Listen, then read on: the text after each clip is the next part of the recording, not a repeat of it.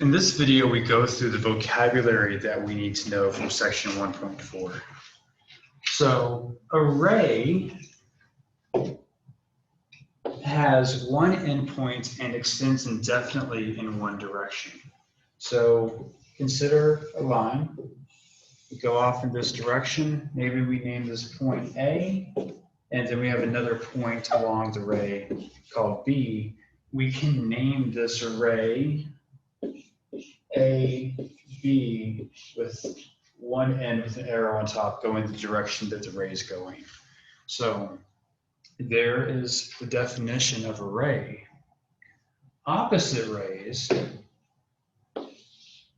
are two rays that share a common endpoint but extend indefinitely in opposite directions. So I'm going to use my fancy tool here to go both directions, and I'm just going to have this line here. And now I'm going to come through and add some points to this. So let's talk about A, B, and C. Now we can talk about array BA. But notice that the array is going to the left, so our name for this has the arrow going that direction. And then array BC are opposite rays.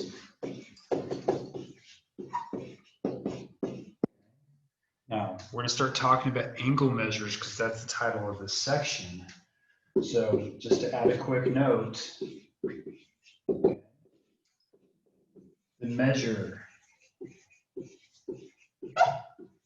of opposite rays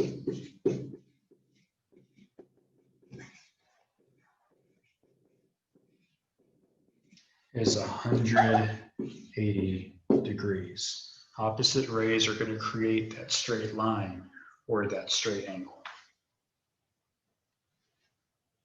Our next set of definitions is angle, sides, and vertex. An angle is formed by two non-collinear rays that have a common endpoint. So here you might have this ray, let's call this B, and then going off to A, and then we have B coming up to C, okay?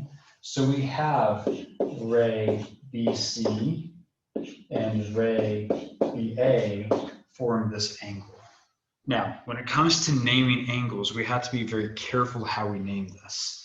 We're always going to use the symbol this. We're always going to use this little alligator looking symbol for angle. It's the angle symbol, and we can name this in a few different ways. Since it's clear that there's only one angle here, we can call this angle B, where B is the vertex. The vertex is the common endpoint of an angle. We can also call this angle CBA or angle ABC. If you name an angle with 3 points, the vertex must always be in the middle.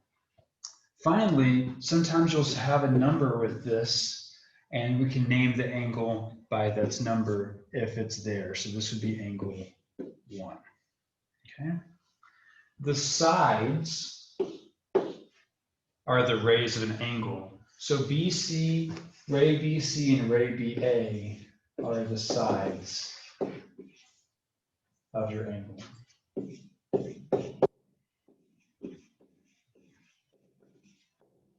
Okay. Now, you can talk about the interior of an angle. So imagine that you have a plane. Maybe you have plane L, and you have an angle inside this plane where you have P, Q, and R. Let's read the definition for your interior. A point that does not lie on the angle itself, and it lies on the segment with endpoints that are on the sides of the angle. This can sound confusing, but don't overthink this. If it looks like it's inside, it's inside. So for instance, if I put a point P, we already have P, if I put a point T there, and then I put another point S here, they're inside that angle. Remember that angle, since they're rays, will extend indefinitely, and T and S will be on the inside. So we have points T and S inside. Now on the outside of this, I can put point A and then maybe even point B down there. Those are not inside the angle, so those would be outside or exterior to that angle. A point that is neither on the angle nor in the interior of the angle. So this would be points A and B. Finally, on our list of vocabulary for this section, we have an angle bisector. Our next video that you're going to see is going to show you how to construct an angle bisector. But for now, let's just talk about what it does. Suppose we have this angle, okay, right here. Maybe this is angle PQR, and you're told that this angle has a measure of 130 degrees. An angle bisector is going to start from point Q. That's going to emanate from point Q, and its job is to cut that angle into two equal pieces. So maybe this is ray QT, okay? I think it's a pretty cute ray, so we can name it QT. And here, if that's your angle bisector, QT is an angle bisector.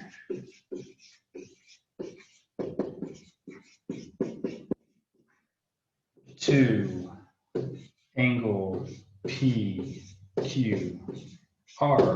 If this is true, then angle PQT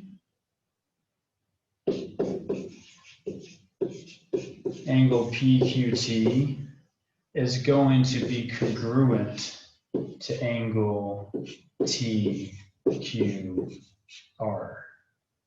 If angle PQR was 130 degrees, then both of these angles would have to be 65 degrees. Because 130 divided by 2 is 65. Okay. So I hope this video has been a good introduction to the vocabulary. And when we get to class on Friday, we're going to have a good activity to kind of help instill the vocabulary and play with protractors.